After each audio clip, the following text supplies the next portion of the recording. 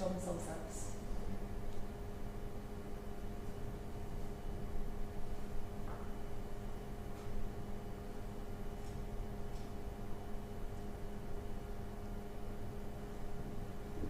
There's always that concern you're getting hassled.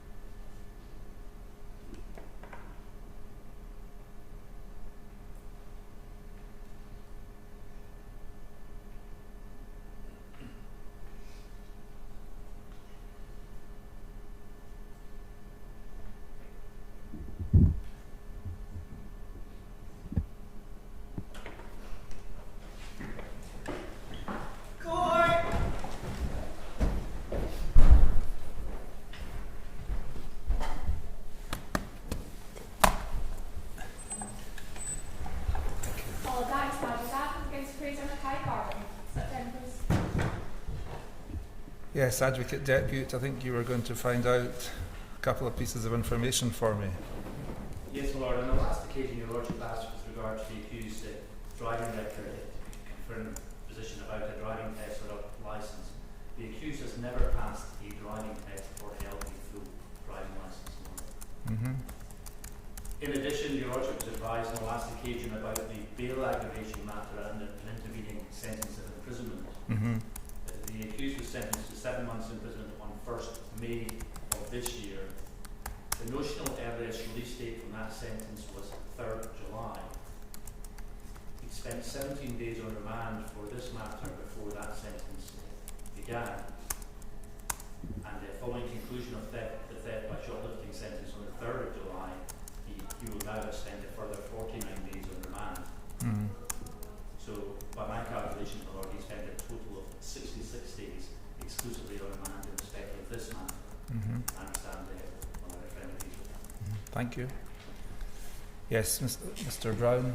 Well, in relation to those two matters, I do indeed agree with both of them, and in due course, I would suggest recognising that only a substantial sentence of imprisonment can be imposed in this case.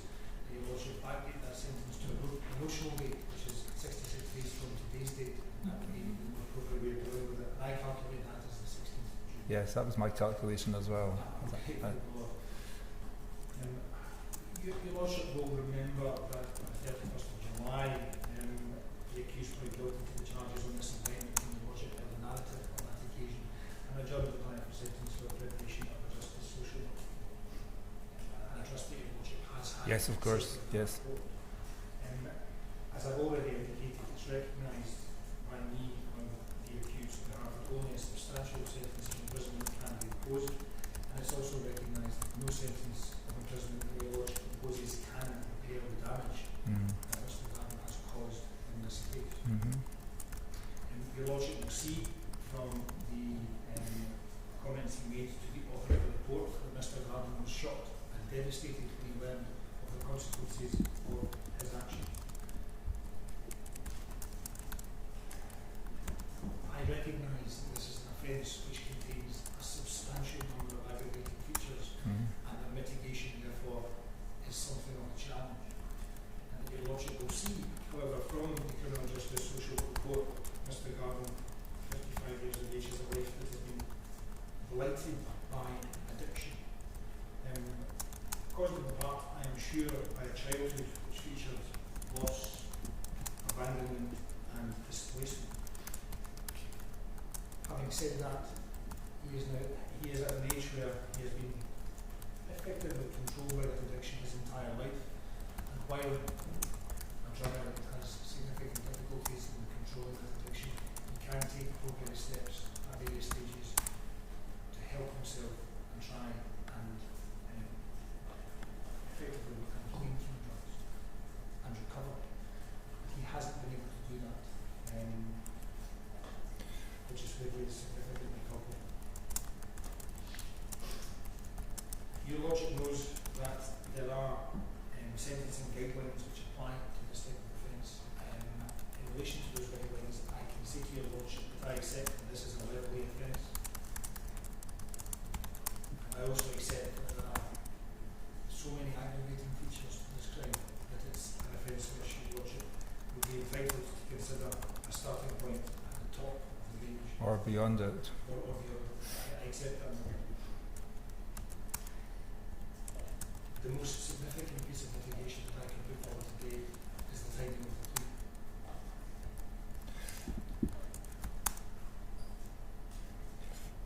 I mean, that's not mitigation so much as something which necessarily, because of the legislation, leads to a reduction in the sentence. It's certainly So- not mitigation as far as the offence is concerned. I haven't said very much about it all because I don't think that I can in those circumstances. Yes. So what level of discount do you say that he should get? I suggest that Your Lordship should apply a discount somewhere between 1/3 and 1/4. The important factor in considering what level of discount to apply is always the utilitarian value of the plea. And there is, in my submission, a significant utilitarian value in avoiding a trial in this case. A trial, of course, which would have spanned a number of days and would have increased the pain and suffering of Mr. Bell's loved ones. We are sure would have attended every day of that trial. And in the current circumstances, any case which resolves without the need for a trial alleviates the significant burden upon the creaking system which we are all experiencing at the moment. But principally, I say this, that the utilitarian value is increased in this case simply because he avoided a trial and the pain and suffering that would, the extra pain and suffering that would have caused the loved ones of Mr. Bell. And with that, my Lord, there's nothing else I can use for that. Okay, thank you.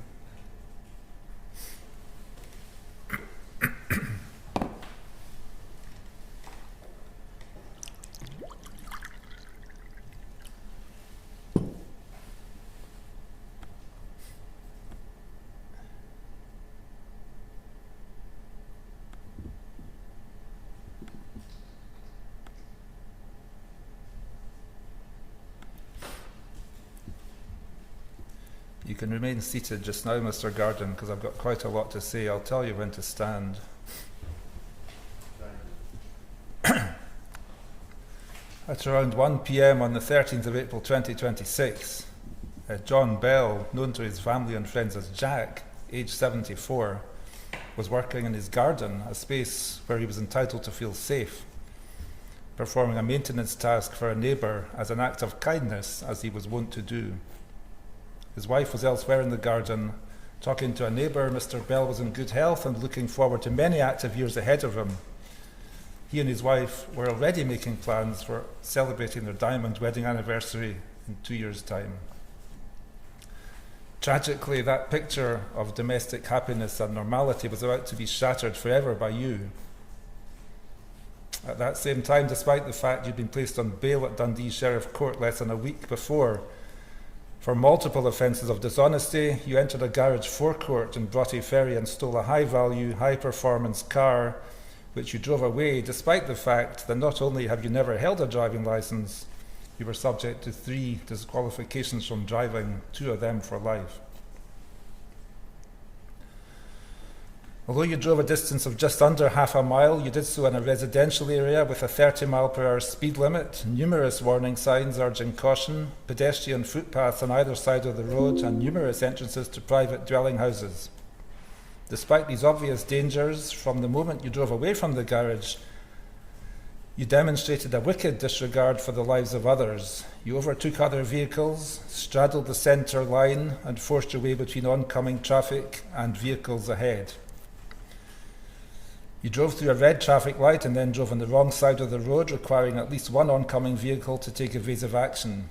As you approached the Bell's house on a left-hand bend, you accelerated to a staggering speed of 85 miles per hour.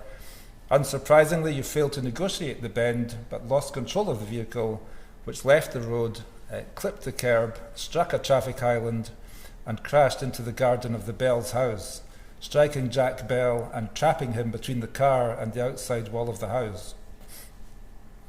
Mr. Bell sustained non-survivable injuries and was pronounced dead a short time later.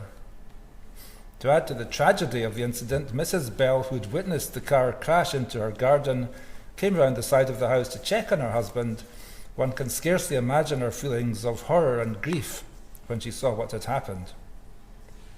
Instead of expressing remorse or even finding out whether you could offer any assistance to Mr. Bell, you attempted to flee the scene but were kept there by passers-by until police arrived. A roadside test revealed that you had consumed cocaine. You were taken to hospital, but your offending that day was not over, as you subsequently failed to provide a specimen of blood which was required by police. Mr. Bell's wife and some of his children and grandchildren have provided victim statements in which they speak movingly and eloquently of the grief and pain which they have suffered as a result not only of Mr. Bell's death, but the manner of it, of a void which can never be filled, of the fact that whereas you will get a sentence today from which you will one day eventually be released, they have to endure a life sentence of pain from which they will never recover.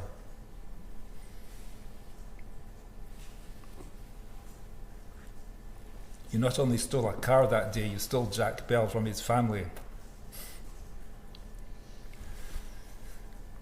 You have an atrocious record, having accrued more than 90 convictions over the past 38 years, encompassing approximately twice that number of offences.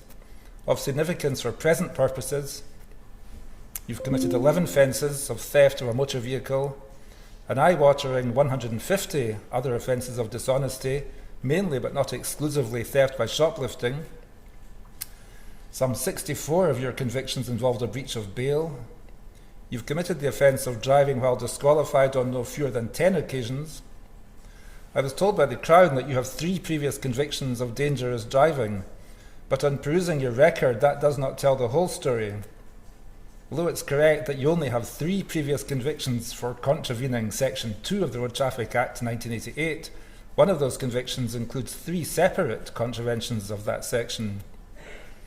In addition, in a case at Carlisle Crown Court in 2003, which appears to bear several hallmarks of the present case, you were convicted of the English offence of aggravated vehicle taking, contrary to Section 12 of the Theft Act 1968, the aggravation being dangerous driving. In short, you've been held by the courts to have driven dangerously on no fewer than 6 previous occasions. You've received countless custodial sentences, mostly short-term ones, certainly none approaching the length of the sentence you're about to receive.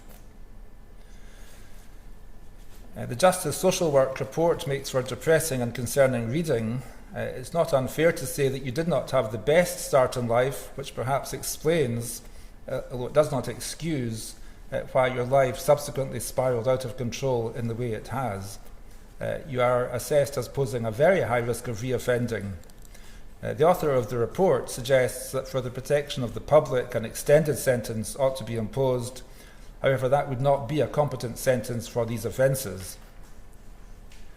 The report also states that it is unclear whether the fact that to date you've shown no real desire to take advantage of opportunities presented to you to address your many issues or to change your offending is down to defiance or inability.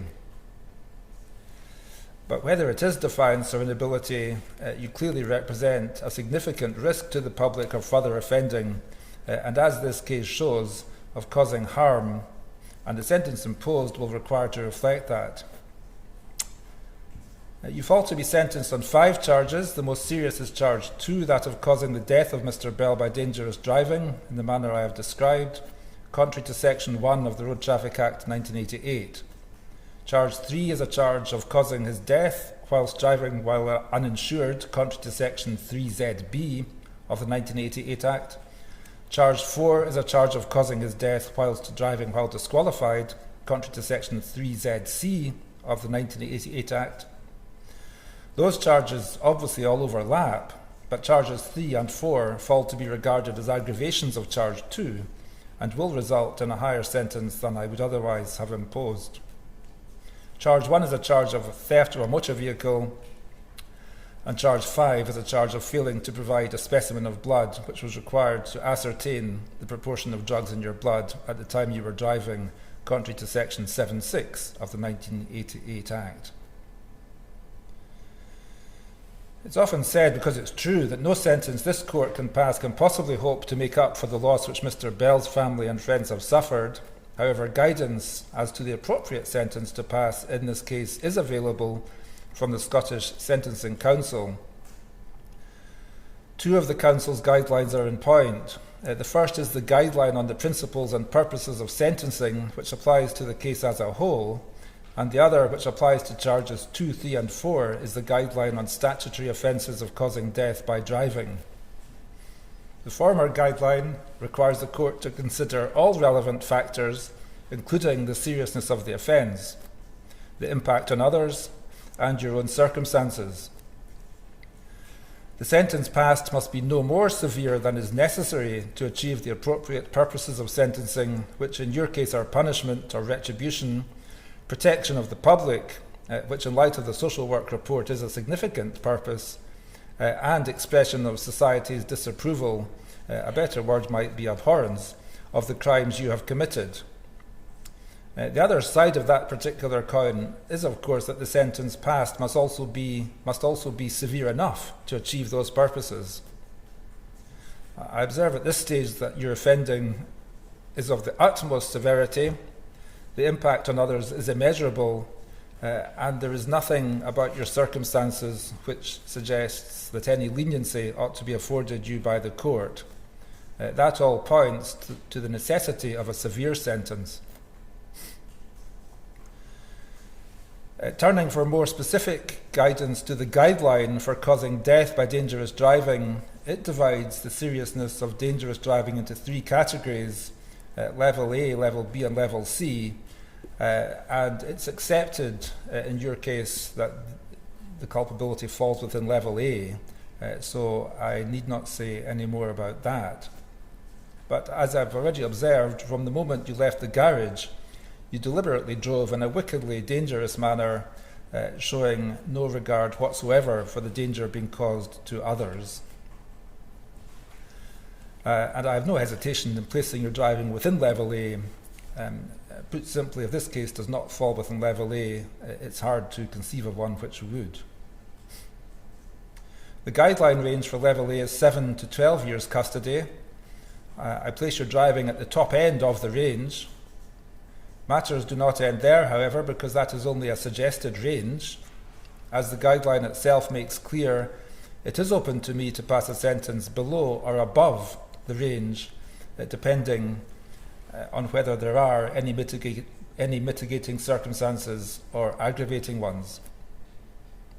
There are no mitigating circumstances in relation to the commission of the offence.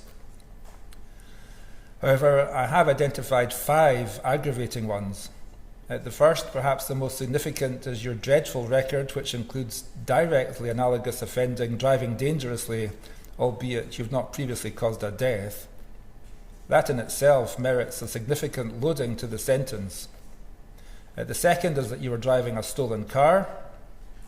The third is that Mr. Bell was a vulnerable bystander in what should have been the sanctuary of his own garden. The fourth is that you were at liberty only because you had been granted bail less than a week previously for offences of dishonesty, one condition of bail being that you did not commit any offences while on bail.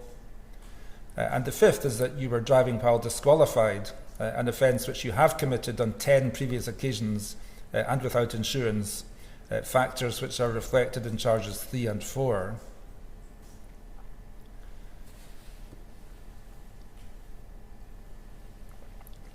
None of those aggravating features have been taken into account in placing the case within level A. For that reason, I propose to go beyond the suggested range of the guideline and select a headline sentence before discount of 17 years and 6 months imprisonment, 6 months of that, which is the statutory maximum, being attributable to the bail aggravation. While I acknowledge that is severe, I consider that it is proportionate, having regard to the sentencing aims I've identified, including protection of the public. This headline sentence takes into account that, in my estimation, the theft of the car, which is an aggravating feature, merits a custodial sentence of 3.5 years imprisonment, which on one view might be ordered to run consecutively. As I check, a sentence of 17 years and 6 months is in line with that which might have been imposed in England and Wales under the different guideline which applies there. I also assess your culpability under that guideline as being the most serious, category A, leading to a range of 8 to 18 years with a starting point of 12 years. The same aggravating features I have identified would easily lead to the same sentence as I propose. Dealing briefly with charges 3 and 4, the guideline for those suggests a range of anything from a community payback order to 2 years custody. However, having regard to the aggravating features I've identified, I propose to impose in each case the statutory maximum sentence on charge 3, that is a concurrent headline sentence of 2 years imprisonment, and on the more serious charge 4, a concurrent headline sentence of 10 years imprisonment. Turning to charge 1, the theft of a car worth £40,000 which was destroyed, representing a loss of that sum to its owner, that is in itself a serious charge, particularly in light of your record. On it, I propose a headline sentence of 3 years and 6 months, 6 months attributable to the bail aggravation. Since I have taken this factor into account in determining the length of the sentence on charge 2, I will order it too to run concurrently with the sentence on that charge. Turning finally to charge 5, the appropriate headline sentence is 6 months imprisonment. As that offence is separate and distinct from the others, I will order it to run consecutively to the other sentences being imposed today. So that gives a total headline sentence of 18 years imprisonment.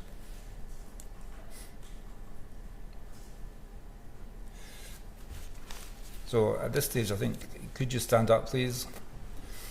I'll tell you the sentence you're actually going to receive. The law says that because you have pled guilty, you are entitled to a reduction in your sentence. That is to reflect the utilitarian value of the plea. Insofar as charges 1 to 4 are concerned, I have come to the view that the appropriate reduction is 1/4. That results in a sentence of 13 years and 1 month's imprisonment on charge 2, with concurrent sentences of 2 years and 8 months on charge 1, 1 year and 6 months on charge 3, and 7 years and 6 months on charge 4. On charge 5, where the only witnesses would have been police officers, the appropriate reduction is 1 month, resulting in a consecutive sentence of 5 months imprisonment. The total custodial sentence passed on you today is therefore one of 13 years and 6 months imprisonment. I next have to decide when that sentence should run from. You spent 17 days on remand for these offences before being sentenced to 7 months imprisonment at Dundee Sheriff Court on 1st May 2026 for the offences for which you had been on bail. That custodial sentence interrupted your period of remand.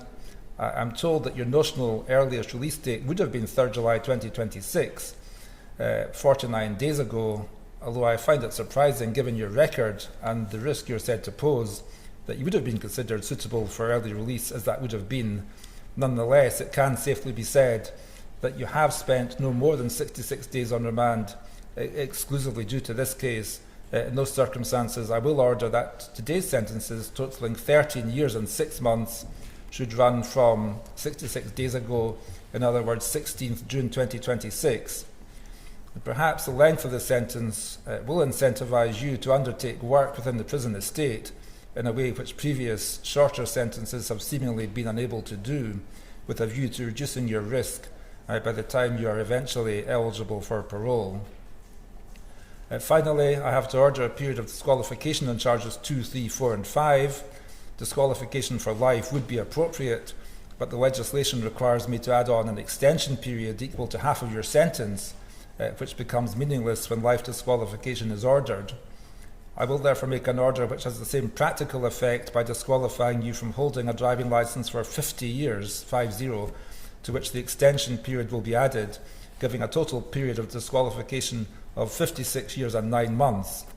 You will never be entitled to hold a driving licence, but for completeness, you would require to sit and pass the extended test of competence before you could competently be issued with one. That is all. Court.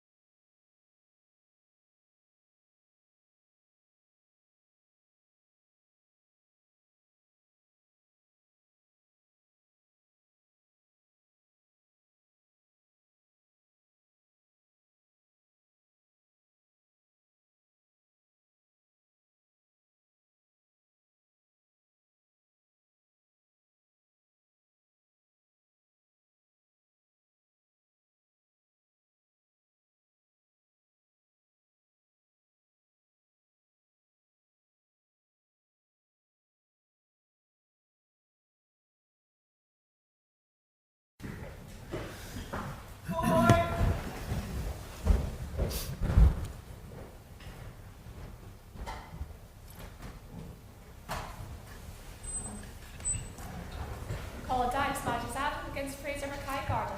Sit down, please. Yes, I think you were going to find out a couple of pieces of information for me.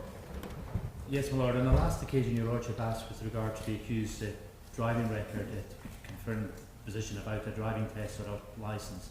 The accused has never passed a driving test or held a full driving licence, my lord. In addition, your lordship was advised on the last occasion about the bail aggravation matter and an intervening sentence of imprisonment. The accused was sentenced to 7 months imprisonment on 1st May of this year. The notional earliest release date from that sentence was 3rd July.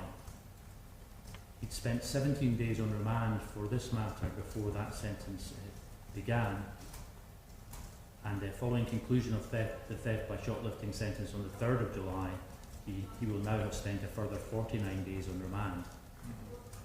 So, by my calculations, my lord, he spent a total of 66 days exclusively on remand in respect of this matter. And I understand my learned friend agrees with that. Thank you. Yes, Mr. Garden. Yes, my lord, in relation to those two matters, I do indeed agree with both of them, and in due course I would suggest, recognising that only a substantial sentence of imprisonment can be imposed in this case, that your lordship backdate that sentence to a notional date, which is 66 days from today's date, and that would be the more appropriate way of dealing with it, and I calculate that as the 16th of June. Yes, that's my calculation as well. I'm grateful, my lord. Your lordship will remember that on the 31st of July, the accused pled guilty to the charges on this indictment, and your lordship held a narrative on that occasion and adjourned the diet for sentence for the preparation of a justice social work report. And I trust that your lordship has had sight of that report. As I've already indicated, it's recognised by me on the accused's behalf that only a substantial sentence of imprisonment can be imposed, and it's also recognised that no sentence of imprisonment that your lordship imposes can repair the damage that Mr Garden has caused in this case. Your lordship will see from the comments he made to the author of the report that Mr Garden was shocked and devastated when he learned of the consequences of his actions. I recognise that this is an offence which contains a substantial number of aggravating features, and that mitigation therefore is something of a challenge. And that your lordship will see, however, from the Criminal Justice Social Work Report that Mr Garden, at 55 years of age, has a life that has been blighted by addiction. Caused in part, I am sure, by a childhood which featured loss, abandonment and displacement.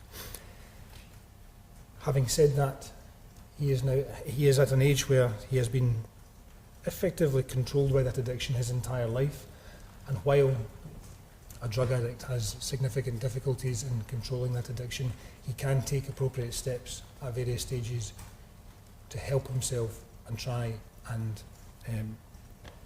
effectively become clean from drugs and recover. And he hasn't been able to do that, which is where he is significantly culpable. Your lordship knows that there are sentencing guidelines which apply to this type of offence. In relation to those guidelines, I can say to your lordship that I accept that this is a level A offence, and I also accept that there are so many aggravating features to this crime that it's an offence which your lordship would be entitled to consider a starting point at the top of the range of that, or beyond it. I accept that, my lord. The most significant piece of mitigation that I can put forward today is the timing of the plea.